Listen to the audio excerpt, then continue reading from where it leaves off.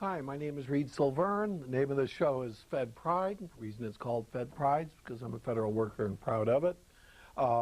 This show is live to tape, which means if I fall off the chair today, which for me is Friday, on Sunday, you see me fall off the chair. So whatever goes over, goes over. If I louse up, then so be it. And I'm going to take my magic mouse over here, and I'm going to do a spin of the earth. Oh, it's not grabbing. Okay, there it is. And take it from there. And I can also change the location and so on and so forth. So what am I going to talk about today? There's Iraq, there's the elections, all these things going on that are so important. And I'm going to talk about something that has nothing to do with any of that. But again, everybody who's been watching the show knows that I have two pet peeves. One pet peeve is the alliance of Russia, Venezuela, and Iran, which is basically the makings of a new Cold War. A lot of people are more worried about Iran. I'm more worried about Putin and Russia. 150 billion euros a year just to spend on trying to gain back the power and authority that Russia had when it was the Soviet Union. So here's Russia over here, over my left shoulder, and that is one of my pet peeves. So what does that lead to? The irony of the whole thing, and it's not really that ironic, is that Russia, Venezuela's Hugo Chavez, Ahmadinejad's Iran, are all petropowers. They all are oil importers. I've done shows about these incredible, gigantic oil and gas pipelines that go between Russia. There's tremendous oil fields over here, and up in Siberia, gas fields, and the European Union. And the European Union is almost completely dependent on Russian natural gas and 50% dependent for Russia for crude oil. And some of the rest of their crude oil comes from England and Norway, which is North Sea oil. So basically, this whole Cold War, or new Cold War, is being financed by the export of oil. And almost all of Venezuela's oil is bought by us right here in the U.S. So what am I for? And I'm willing to call it the solution to global warming or reducing carbon footprint, whatever you want to call it. I think it's an absolute necessity for the survival of our country and for our national security to stop importing oil, or at least to reduce it to the point where we can get all of our oil resources from Canada, Mexico, which is NAFTA, and within the NAFTA region to be oil independent. To be oil independent completely, basically we pump about 5 million barrels of oil. However, with what they call oil equivalents, it's closer to 6 million. However, giant oil fields have been discovered here in the Gulf of Mexico, enough to produce about 2 million barrels a day. And then Mexico's also, that's 15 billion barrels of proven oil. And oil is only proven if there is at least one oil well that can actually access that pool of oil. So there's plenty of other oil there. And Mexico has also found another 10 billion barrels over and above what they're producing. Right now, the United States, Canada, and Mexico produce about half of the oil that we use. We import about 2 million barrels a day from Canada, 2 million from Mexico, and Canada is increasing their exports to about 3 million, and we produce about 6 ourselves, so it's about 10, and then overall we use about 21. So we import from the rest of the world about 10 to 11 million barrels a day of crude oil. Almost all of that crude oil is used for transportation, about half diesel and half gasoline. Gasoline powers our cars. We all go to the gas station. A few of us who use public transportation, most of that public transportation are buses, which also use oil, and all the goods in the Walmart and so on and so forth are either transported there by diesel trains or by trucks, mostly by trucks. So basically that's about half and half. And then the rest of it is used in petrochemicals. And petrochemicals, plastics, all kinds of different things, 1,000 different uses, and resins for fiberglass and so on and so forth. A lot of our drugs, things like that, are actually made of oil. And petrochemicals, probably 10% of what we use.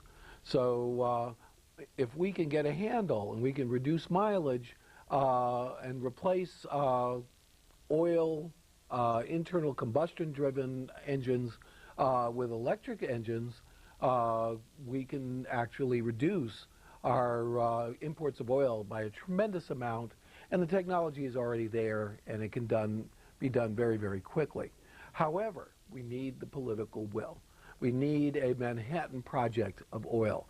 We need a law, basically, that says you will reduce your carbon footprints by 50% within 10 years, or you'll be cut out of our market. If we do that, that's what will happen. And of course, there's also ethanol, about 1 million barrels a day are ultimately going to be used by ethanol. Right now it's about 500,000, but there's another technology that's coming up that basically uses an enzyme to convert just agricultural garbage, you know, the lawn waste and so on and so forth that's filling up our landfills, and turns it into ethanol. It needs to be basically digested with a special enzyme, but that enzyme was invented by a Canadian company, actually by an American who sold it to a Canadian company because they couldn't sell it here in America. And it's the same enzyme that's used to make what we call stonewashed jeans, so that the jeans are a little lighter. So what am I talking about today? What's my gripe? Well, my gripe is that the GM is building a gigantic research center in, of all places, and I'm going to see if I can control my map over here, China. GM that's been saying we are the American company. They have 25% of the market. The Honda and Toyota. Toyota has the biggest, second biggest share of the market. Honda has the fourth or fifth producer of cars. They actually produce most of their cars inside the United States. But GM, Ford, and Chrysler, which was owned by the Germans, just got spun off because it was losing the Germans money. It's owned by Mercedes-Benz for a while. They've been going down and down. They've had problems with, and I've talked about it before, basically health insurance for retirees. And they just went through negotiations with their unions, and GM agreed to preserve some jobs in return for concessions on health care and some salaries. Meanwhile, what is GM doing? You'd think that they would be interested in bringing hybrid technology to America. As a matter of fact, next year the first hybrid Chevy is coming out. Ford has already come out with a hybrid Escape. So in case you want to buy a hybrid vehicle that is made in America and made by an American company, there's that Ford Escape. I just followed one yesterday, as a matter of fact, first time. And basically that's one of the big SUVs run on a hybrid engine, gets 25, 30 miles a gallon, and I mean big, whereas that kind of vehicle previously would have gotten 15 or 18 miles a gallon, basically doubling. So that the House energy bill, which has not been put into law yet, but basically mandated that the average mileage of a car company go from 25 miles a gallon to 35 miles a gallon. The car companies are fighting that tooth and nail. Oddly enough, even the Japanese companies that are already fulfilling it, because they're coming out with these big, giant super trucks like the Tundra and so on and so forth. So what does that mean? Well, GM is going to build an advanced research center in Shanghai. Shanghai is right about there. And they're going to have they already have a research center in China with 1,300 employees. They're going to build an even bigger one. But the research center that they have is actually a joint venture with the Shanghai automotive industry. Now, GM, oddly enough, has been in China since before the Communist Revolution. Anybody who's seen The Last Emperor, and that's a great movie, by the way, epic movie about the last emperor of China, after China fell apart, the nationalists took over, and the communists started fighting the nationalists, and the Japanese started invading. He drove a Buick. He was like a 1920s flapper guy doing the Charleston, and drove a Buick. So Buick, which is a GM car, is still to this day considered a fancy, high-end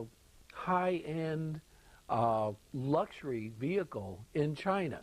And if you go to China and you're very, very wealthy and you're meeting with a Chinese businessman, if they're very, very generous, they'll pick you up in a Buick. And of course, they've made these Buicks bigger so that they have panels, and the back is separated from the front, so they can have chauffeurs and so on and so forth. Labor's cheap in China. And Buicks are the luxury vehicle. They're the Cadillac of China. There's the Mercedes Benz of China.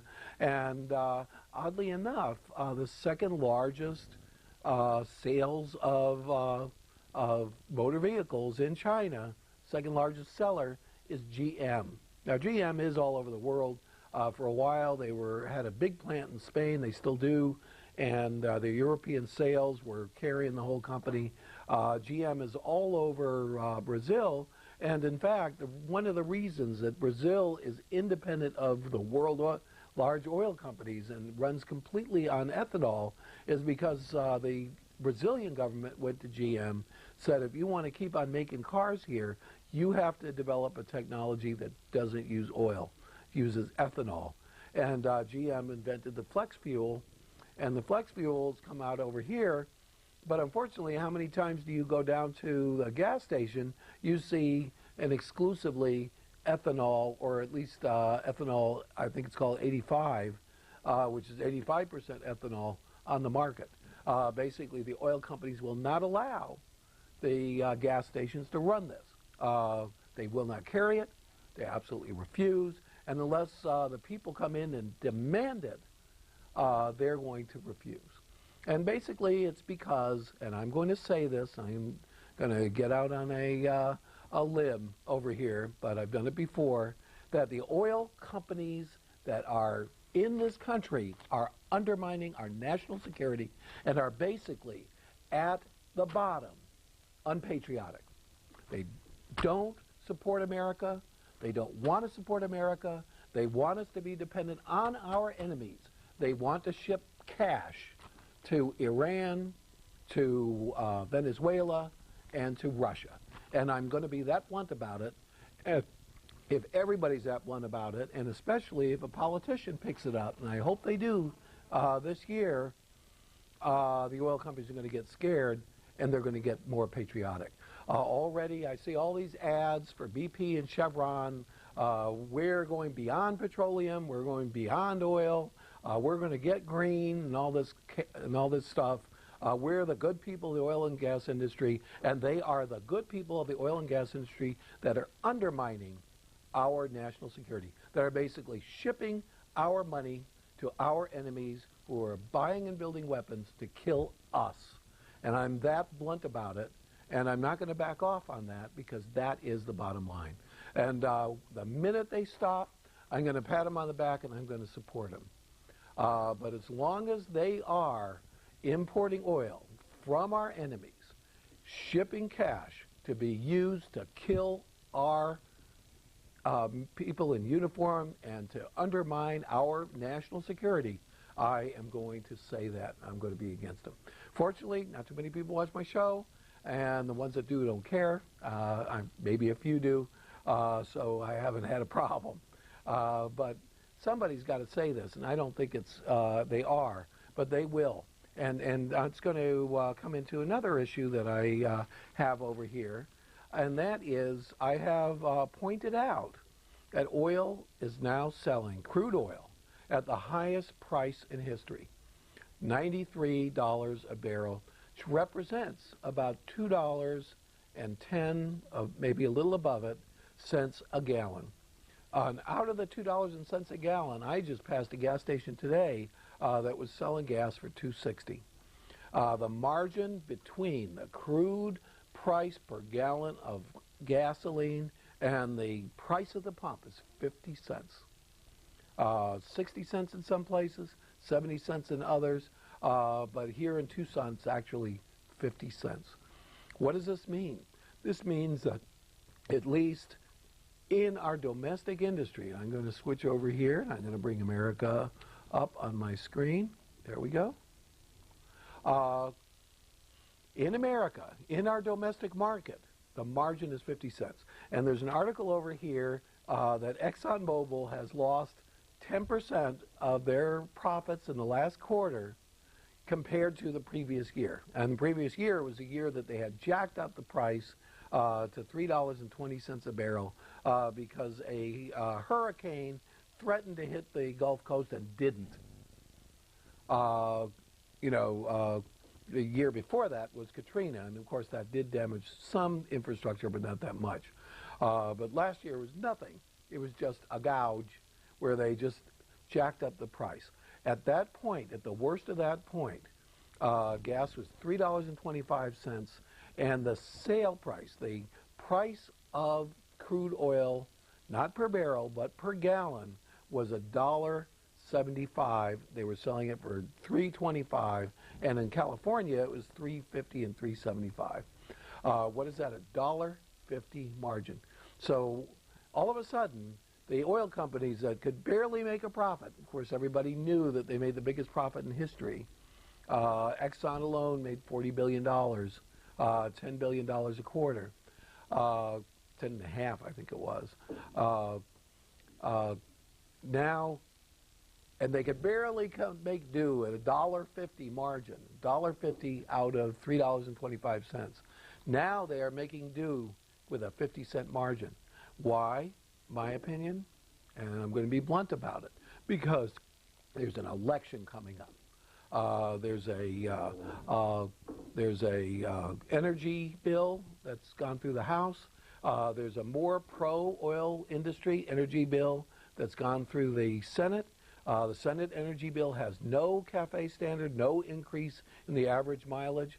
The House bill has basically a 70% increase in the average mileage. There has not been an increase since the 70s. Between the 70s and the 80s, from 1979 to 1985, the amount of oil used within the United States dropped from 19.9 to 17. It dropped 15%. And has since gone up to 21, which means that we now, our entire country, 20 years later, 21 plus 7, 28 years later, only uses 10% more oil than it did in 1979, which shows you how efficient, how the increase in efficiency really, really counted. And it will count again. So CAFE standard of 35 is doable. It's easy. It's not even doable. It's easy. And it really irritates me because the largest trucks and the largest SUVs exclusively go to hybrids, not even to plug-in hybrids, just to hybrids. Any car company could hit the 35 miles average very, very easily, because already the most efficient smaller cars are already at 35, and of course with a little extra technology and development they can go to 40 and stay on oil. And if they go to hybrid, they can go to 50. And if they go to plug-in hybrid, which basically uses electricity, and electricity in America is mostly natural gas, domestic, coal, of which there's more coal reserves by equivalent barrel of oil than there is all the reserves in all the Middle East. Not just Saudi Arabia, but Saudi Arabia, Iran, Iraq, Kuwait, and so on and so forth. So we got plenty of fossil fuels. We just don't use them for transportation. So if they go to the plug-in hybrids, and oddly enough, GM again, Chevy Volt, is supposed to come out at the end of 2009, beginning of 2010. Plug-in hybrids, all they need to do is just have a hybrid car and have a transformer with a plug. That's really no new technology. In fact, they were doing it in the 90s, and they actually rounded them up and destroyed them in order not to go with that technology. Are they in bed with the oil companies? Yeah, of course they are, in my opinion. Are the European car companies in bed with the oil companies? A little bit, but not as much. And basically, it's a big problem. It's a problem for the survival of this country. It's not just economic anymore. It's not just the trade deficit, which is reducing the value of the dollar and reducing our position as the reserve currency to the world. But it's now national security. We have outright enemies of the United States, people who want to push us out over here in Venezuela, want to end our position, Venezuela right here, end our position as the dominant power in the Western Hemisphere. Basically, Hugo Chavez declared himself dictator for life. He's closed down all the independent media in his country, changed the Constitution so he can run over and over again. His government owns the media completely. And now he's buying submarines from Russia, fighter planes from Russia, fully equipped, advanced military equipment from the Russians to challenge the United States militarily in the Western Hemisphere. It's as bad a situation as we've had. And where does he get his money? He sells 1.4 million barrels a day directly in the United States. He owns a oil distributor, an oil company, gasoline company, Citgo, in the United States, and he is benefiting. Every single penny is benefiting an enemy of the United States, somebody who calls our president Diablo and who says over and over again that he wants to destroy our system and our way of life. Makes no bones about it. Absolutely none. Calls us imperialists, hegemonists, so on and so forth. And we are subsidizing him with oil, with gasoline, with diesel. And those subsidies are really, really hurting our national security. That's my opinion, and I definitely am sticking with that particular opinion. So it's interesting to me that GM has decided to go and build their hybrid technology center, the one that's going to develop the next generation of oil and gas-free vehicles, where, not in the United States, are they getting encouragement to build such a center in the United States, to keep the technology American? Absolutely not. Building it in China. So, so much for GM, you know. I'm kind of glad I drive a Japanese car that's made in America because I don't have a lot of respect for the way GM is handling this. But, you know, at least they're developing the next generation. And that's because the Chinese do not want to be dependent on oil imports. They are jumping the oil industry. They're going to fuel cells. They've bought the technology to be able to transport hydrogen safely with metal hydrides from an American company, American technology. We will not distribute here, which is sad. So the Chinese are working with GM to build this next technology to make it the basis of China to protect their national security from the predatory world of international oil sales.